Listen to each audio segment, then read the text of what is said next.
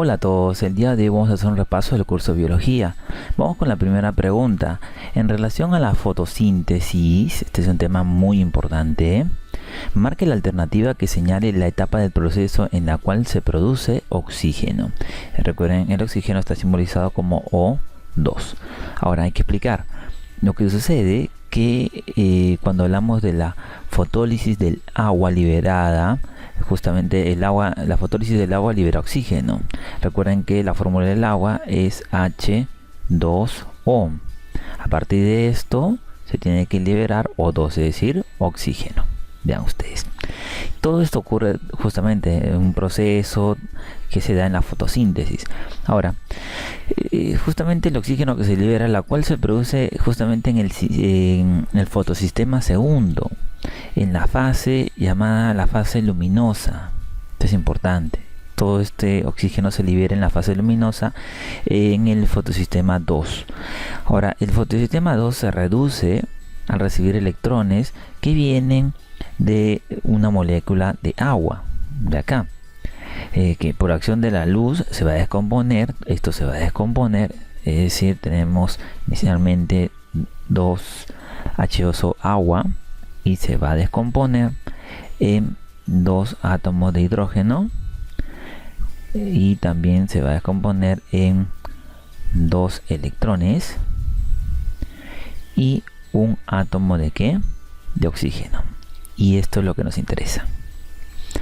El átomo de oxígeno unido al segundo átomo justamente formará una molécula de O2. Esto es lo que estamos hablando acá. Y será liberado al exterior. Todo esto ocurre en la fase luminosa. La respuesta es la letra A. Vamos con la siguiente pregunta. Con respecto a la fotosíntesis, señale la alternativa correcta. Vamos a ver. Lo que sucede es que nos dice la fase luminosa puede ocurrir solo cuando hay luz, mientras que las reacciones de la fase oscura ocurren solo en la oscuridad. Este solo significa únicamente. Únicamente cuando hay luz y únicamente cuando hay oscuridad, tanto en la fase luminosa como en la fase oscura de la fotosíntesis. Después nos dice las reacciones dependientes de la luz ocurren en el estroma, mientras que la fase oscura ocurre en la membrana de las tilacoides. Pero hay que explicar.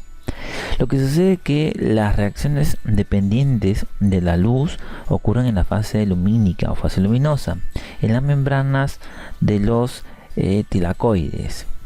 Ahora, estamos hablando justamente de que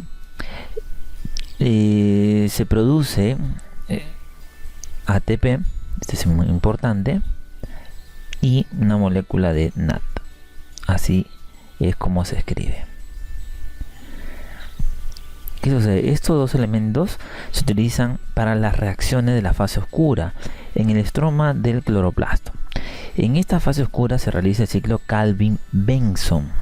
Recuerden, se llama así el ciclo de Calvin-Benson.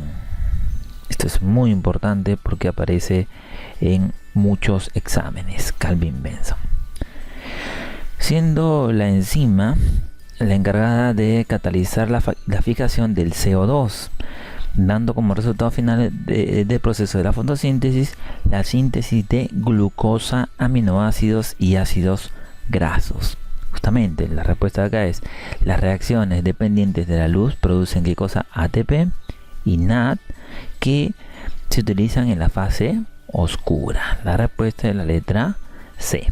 Vamos con la siguiente pregunta. Valeria hace una excursión a un bosque de Loreto y encuentra en su camino una variedad de lechos, orquídeas y muchos árboles. Logra distinguir a monos y guacamayos alimentándose de los frutos de una palmera. Después se detiene a mirar el suelo y observa que hay una gran cantidad de hojas caídas en distintos estados de descomposición, y sobre ellas advierte el crecimiento de varias especies de hongos. ¿Qué sucede?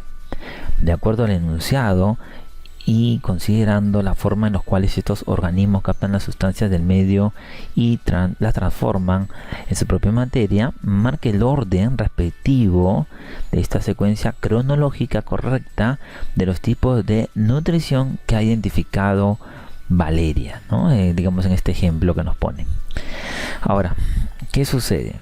Que digamos los helechos, las orquídeas y árboles tienen nutrición autótrofa, Eso es muy importante, una nutrición llamada autótrofa. Vean ustedes, los monos, porque luego vienen, justamente nos dice el texto, ¿no es cierto?, que luego aparecen los monos y los guacamayos.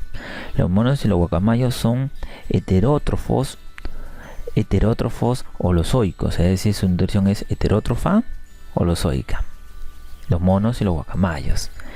Luego, los hongos presentan una nutrición heterótrofa saprófaga. Recuerden ustedes, los hongos. Esta es la secuencia que he encontrado en este ejemplo, Valeria. La respuesta es la letra A. Vamos con la siguiente pregunta. Pedro decidió dedicarse al cultivo y producción de una especie llamada Agaricus bisporus, es decir, el hongo. Para ello escondió un lugar cálido con muy poca luz solar y alta humedad, y le añadió al terreno una serie de residuos lignocelulósicos como desechos de maíz, hojas, así como también acerrín, viruta, trozos de madera y estiércol de vaca, caballo y burro, todo en alto grado de descomposición y putrefacción. De lo descrito marca la alternativa que indica el tipo de nutrición que podría tener el organismo que Pedro va a cultivar. Vean ustedes. Lo que sucede es que esta especie, justamente conocida como el hongo, en este caso estamos hablando del champiñón, específicamente el champiñón, es una especie con nutrición heterótrofa. Entonces, heterótrofa saprófaga,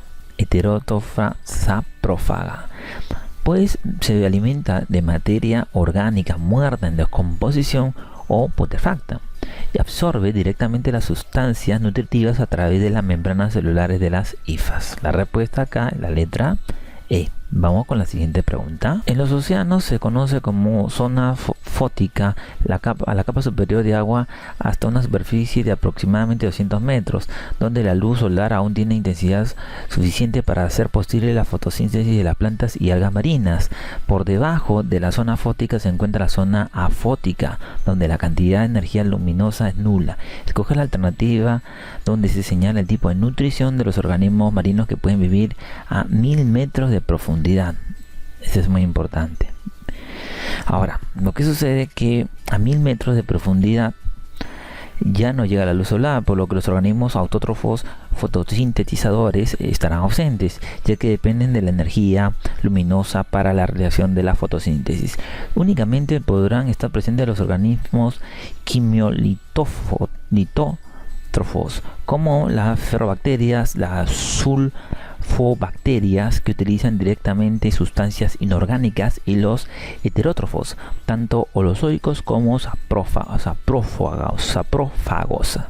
La nutrición holofítica la realizan algunos protozoarios, por ejemplo la euglena, también por cloroplastos, y también utilizan sustancias inorgánicas como el agua y el CO2, que son justamente autótrofos fotosintetizadores. Entonces acá justamente le hemos dicho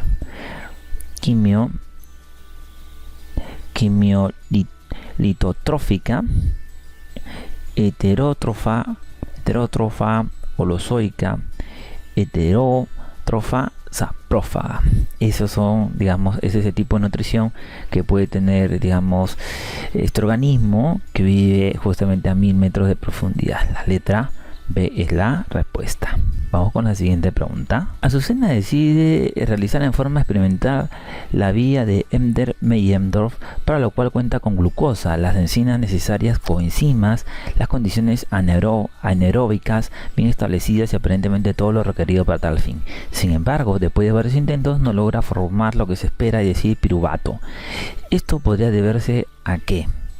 Vamos a ver. Lo que sucede es que esta vía de Embder-Meyendorff, también denominada glucólisis, esto es muy importante, permite en condiciones anaeróbicas la formación de dos moléculas de piruvato a partir de una molécula de glucosa, para lo cual, además de las condiciones citosólicas, se requiere de justamente de enzimas y el gasto de dos moléculas de ATP en la primera fase del proceso, es decir que faltó la energía de ¿qué? De 2 ATP que eran requeridas al iniciar este proceso. La respuesta es la letra E. Vamos con la siguiente pregunta. En un laboratorio de prácticas de bioquímica están tratando de llevar a cabo el proceso de degradación, es decir, oxidación de la glucosa, pero no tienen bien definida la secuencia correcta de las 3 etapas involucradas en este proceso. Indique por lo aprendido en clase la alternativa que contiene esta secuencia correcta de la degradación de la glucosa.